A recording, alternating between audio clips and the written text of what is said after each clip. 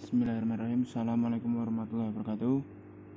Perkenalkan, nama saya Ardan Arif Arifai dengan NIM 212111216 akan menerangkan tentang fikih siasah, yaitu tentang pendekatan kajian fikih siasah dan perkembangan kajian fikih siasah.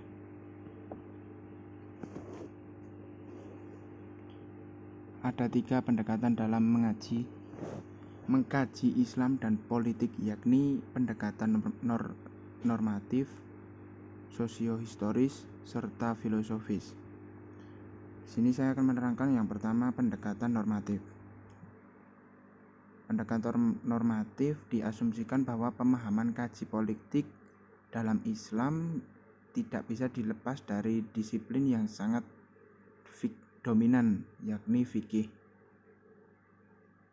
Namun tidak bisa disangka lagi bahwa kajian politik dalam sejarah Islam dengan menjadikan fikih sebagai optiknya tidak bisa dilepaskan dari bidang yang lain, yakni teologi. Membahas politik dalam Islam secara normatif berarti mendasarkan dalam bingkai fikih atau juga teologi, menggambarkan argumentasi masing-masing kelompok yang disarikan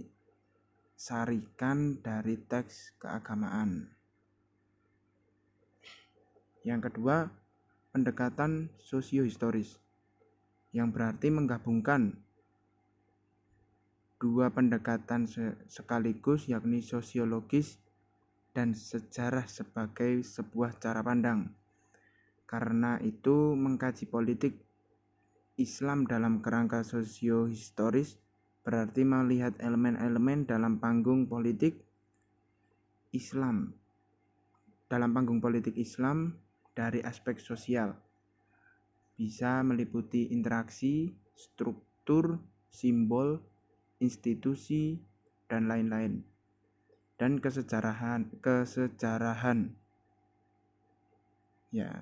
atau peristiwa dengan memperhatikan unsur tempat, waktu, objek, latar belakang, dan pelaku. Yang ketiga, pendekatan filosofis, yang tentu saja bermaksud untuk melihat kandungan nilai atau substansi dalam setiap formasi politik Islam. Selanjutnya kita akan membahas tentang perkembangan kajian fikih siasah. Yang pertama ada periode klasik, kedua ada periode pertengahan, dan yang ketiga ada periode modern. Kita masuk yang pertama ke periode klasik. Pada periode ini terdapat 2 dinasti, yaitu Bani Umayyah berdiri 661 sampai 750 Masehi, dan Bani Abbas yang berdiri 750 sampai 1258 Masehi. Pada zaman kekuasaan Bani Umayyah, kajian fikih siasah masih belum muncul. Bani Umayyah lebih mengarahkannya ke politik pada pengembangan wilayah kekuasaan.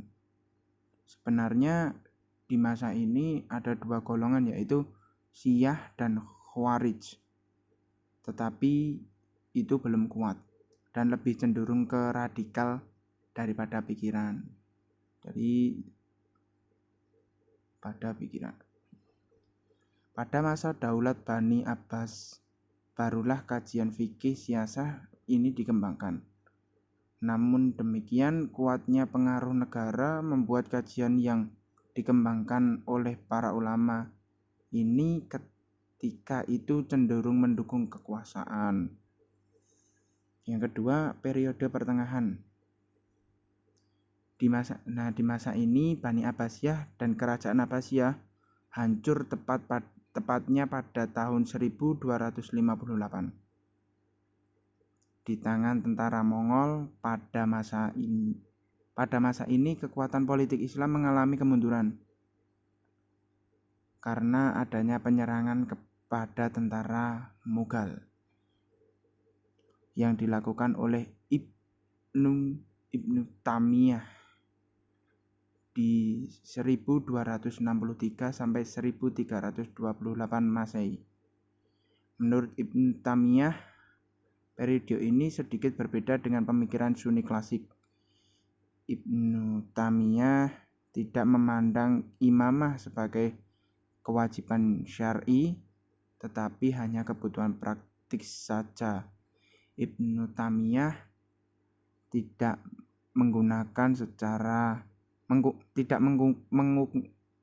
mengungkapkan secara tegas syarat Quraisy sebagai kepala negara. Yang ketiga, periode modern. Dengan semakin lemahnya dunia Islam di bawah kekuasaan bangsa-bangsa Barat, hampir seluruh negeri Muslim berada di bawah imperialisme dan kolonialisme Barat. Sekian, terima kasih atas. Wassalamualaikum warahmatullahi wabarakatuh.